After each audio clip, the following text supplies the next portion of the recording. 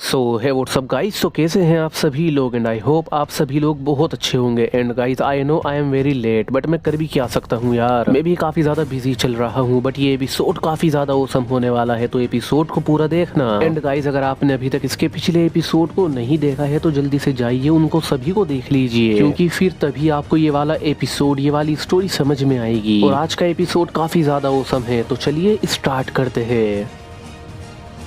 ऐश की आंखों के सामने से फिलेट जा चुका होता है, जिसके बाद ऐश केचम भी लियोन और टोबायस के बारे में सोचता है और उनसे मिलने के बारे में सोचता है और उसी जगह पर वापस जाने लगता है जहां पर इन्होंने मिलने का वादा करा था। और तभी सीन शिफ्ट हो जाता है और हम लियोन को देखते हैं। लियोन अभी भी एकदम तैयार होता है इस गिराउडोन को पकड़ने के लिए, क्योंकि ये गिराउडोन काफी ज्यादा एक्स्ट्रा ऑर्डिनरी पावरफुल होता है। जिसके बाद लियोन इसको पकड़ने के लिए अपने चारिजार्ड और अपने सेंटेरियोन को निकालता है। लियोन अब काफी ज्यादा परेशान हो चुका था, जिसके बाद लियोन सोच लेता है कि इसको तो अब किसी भी तरीके से पकड़ना है। इसीलिए लियोन इससे बैटल करने के लिए अपने पालकिया का भी यूज करता है। लियोन अपने 3 पोकेमोन का यूज कर रहा होता है, वो भी एक गिराउडोन को पकड़ने के लिए। आप इसी बात से अंदाजा लगा सकते हो कि गिराउडोन कितना ज्यादा स्ट्रॉन्ग है। लियोन अपने सेंटेरियोन को कहता है हेल फ्लेम का यूज करो, तो एकदम सेंटेरियोन अपने हेल फ्लेम का यूज कर देता है। इस अटैक को देखकर गिराउडोन भी अपने लावा ब्लीड अटैक का यूज करता है। दोनों पोकेमोन के अटैक में क्लैश हो जाता है। तभी फिर एकदम लियोन अपने पालकिया से कहता है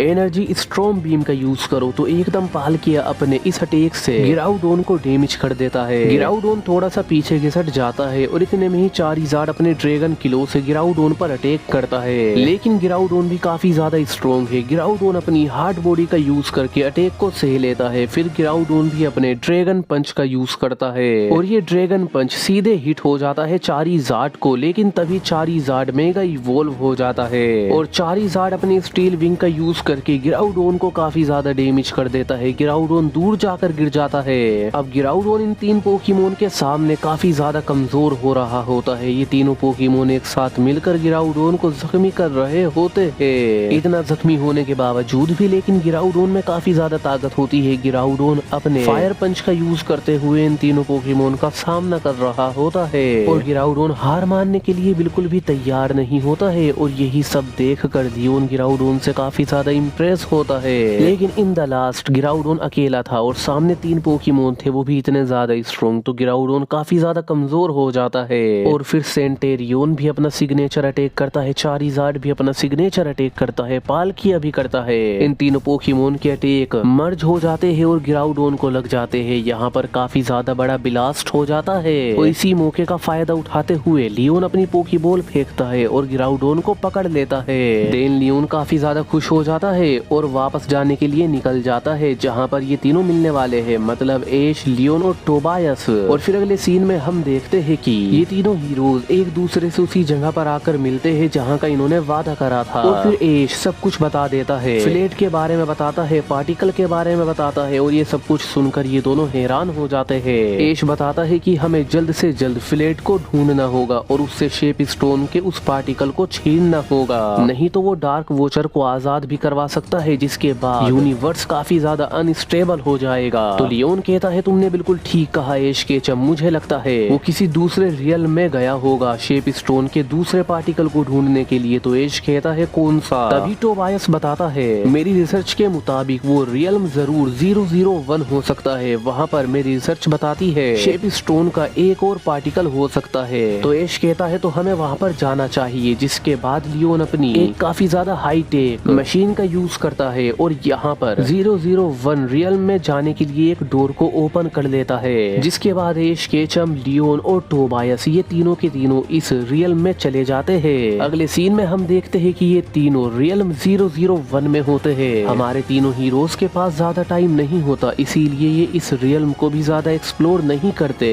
और लियोन इन तीनों को एक लोकेशन पर लेकर आता है जहाँ पर पार्टिकल के होने की संभावनाएं होती है। बट यहाँ पर कहानी में एक ट्विस्ट आ जाता है, क्योंकि इस लोकेशन पर पहले से ही फ्लेट होता है और फ्लेट के हाथ में ऑलरेडी शेप स्टोन का दूसरा पार्टिकल भी होता है। और ये देखकर हमारे तीनों हीरोज हैरान हो जाते हैं। लेकिन फ्लेट हमारे हीरोज की तरफ देखता है, हंसता है और तभी अपनी मशीन का यूज करके यहाँ पर एक डोर को ओपन करता है और इस डोर का यूज करके, इस पोर्टल का यूज करके फ्लेट किसी दूसरे ही रियल्म यानी किसी दूसरे ही यूनिवर्स में चला जाता है। ये देखकर हमारे तीनों हीरोज हैरान हो जाते हैं और ये कुछ भी नहीं कर पाते। लियोन कहता है अब हम क्या करें, हमें तो पता भी नहीं कि वो कौन से रियल में गया है। टोबायस कहता है कोई बात नहीं, हमें उसे काफी ज्यादा रियल में ढूंढना होगा। जिसके बाद टोबायस लगातार अपनी मशीन का यूज करके नए नए रियल में जाता है और हमारे हीरोज अलग अलग रियल में जाते हैं, अलग अलग दूसरे दूसरे यूनिवर्स में जाते हैं और हर जगह ढूंढ रहे होते हैं फ्लेट को और शेप स्टोन के पार्टिकल को। लेकिन इन्हें सिर्फ निराशा ही मिलती है, कोई पार्टिकल कोई स्टोन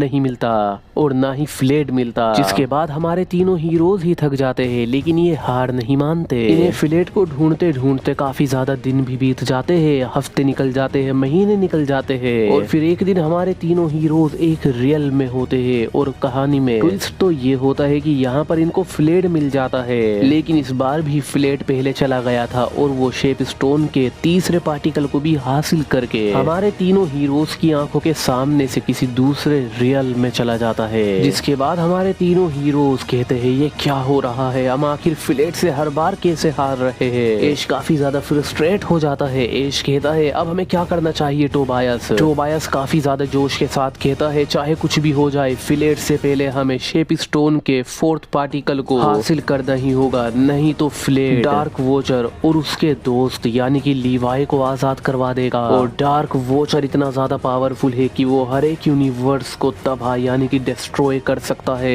या उनको अपने अंडर कंट्रोल ले सकता है, उन पर रूल कर सकता है और इंसान और पोकेमोन को अपना गुलाम बनाकर वो कुछ भी कर सकता है। हमें उसके इरादों को हल्के में नहीं लेना है। इसी बात पर एश केचम कहता है तुमने बिल्कुल ठीक कहा, शेप स्टोन के फोर्थ पार्टिकल को हमें फ्लेट से पहले ही ढूंढना होगा। एश पूछता है टोबायस मुझे बताओ हमें फोर्थ पार्टिकल कहाँ मिलेगा। जिसके बाद टोबायस थोड़ा सा मुस्कुराता है और कहता है वो और कहीं नहीं बल्कि हमें हमारे ही यूनिवर्स और हमें हमारी ही अर्थ पर मिलेगा। तो ये सुनकर एश और लियोन हैरान हो जाते हैं। फिर टोबायस यहाँ पर अपनी मशीन का यूज करके एक पोर्टल खोलता है। अब हमारे हीरोज इस पोर्टल का यूज करके अर्थ पर आ जाते हैं, अर्थ पर कालोज रीजन में आते हैं। लियोन इस पोर्टल के थ्रू हमारे हीरोज को कालोज रीजन के एक काफी ज्यादा स्पेशल लोकेशन पर लेकर आता है और हमारे हीरोज के सामने ही शेप स्टोन का फोर्थ पार्टिकल रखा हुआ होता है। एश केचम इस पार्टिकल को लेने के लिए आगे बढ़ जाता है, लेकिन तभी यहाँ पर एंट्री हो जाती है फ्लेड की। फ्लेड अपने पोकेमोन का यूज करते हुए सेरोलेज का यूज करते हुए एश केचम का रास्ता रोकता है। फिर फ्लेड अपने दूसरे पोकेमोन्स को भी बाहर निकालता है, अपने स्ट्रॉन्गेस्ट पोकेमोन जेनजाइडोन को निकालता है और मेगमोर्टार को निकालता है।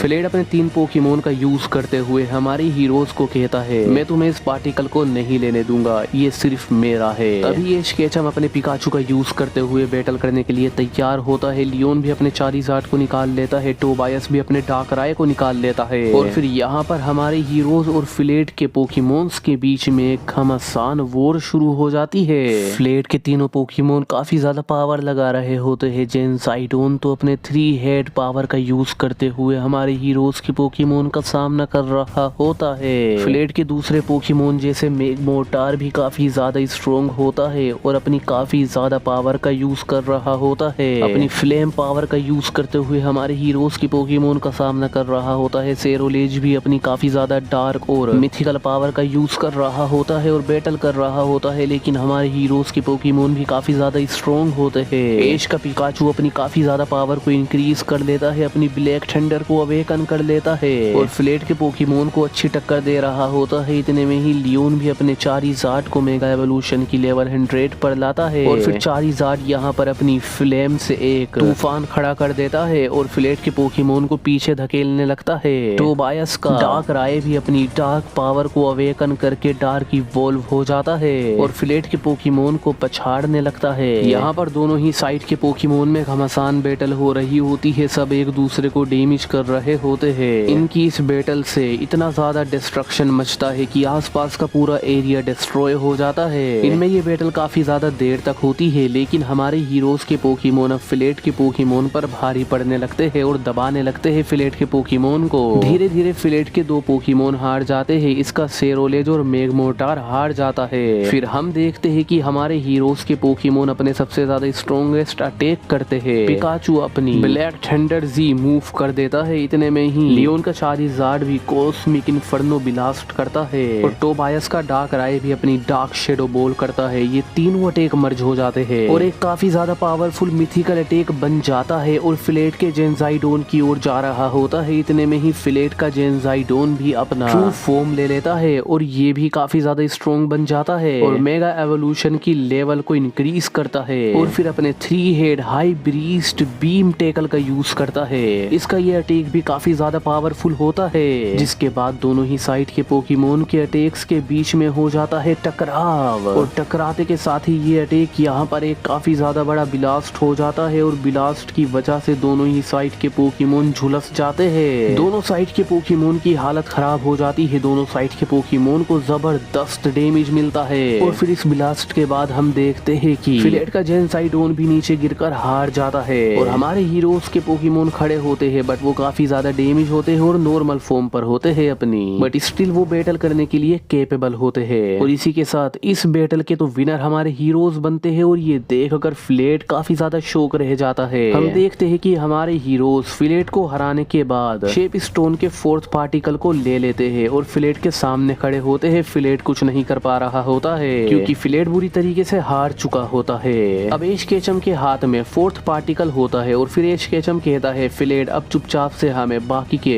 पार्टिकल्स भी दे दो, नहीं तो तुम्हारे साथ अच्छा नहीं होगा। ये सुनकर फिलेट भड़क जाता है, कहता है तुम्हारी हिम्मत भी कैसे हुई मुझसे वो पार्टिकल मांगने की, बल्कि तुम्हारे पास जो पार्टिकल है वो तुम मुझे दे दो। तो ये सुनकर एश को काफी ज्यादा गुस्सा आ जाता है। एश अपने पिकाचू को अटैक करने के लिए कहता है, लेकिन तभी कहानी में ट्विस्ट आता है। यहाँ पर एंट्री होती है फिलेट के 2 दोस्तों की। फिलेट के ये दोनों दोस्त भी काफी ज्यादा स्ट्रॉन्ग पोकेमोन ट्रेनर है। इन दोनों के बीस्ट पोकेमोन बाहर निकले हुए होते हैं। फिलेट के पहले दोस्त का नाम होता है वेंस और इसकी दूसरी दोस्त का नाम होता है वियोना। वेंस अपने बीस्ट पोकेमोन से कहता है उस पार्टिकल को हासिल करो और वेंस का ये पोकेमोन इतना ज्यादा पावरफुल होता है कि पहले तो ये पिकाचू पर अटैक करके उसे जख्मी करता है और फिर इतनी ज्यादा स्पीड से कि पलक झपकने से पहले ही एश केचम की नजरों के आगे से उसके हाथ में से शेप स्टोन के पार्टिकल को हासिल करके वेंस को लाकर दे देता है और ये देखकर हमारे हीरोज हैरान हो जाते हैं, शौक में हो जाते हैं। एश कहता है अब ये क्या नई मुसीबत आ गई।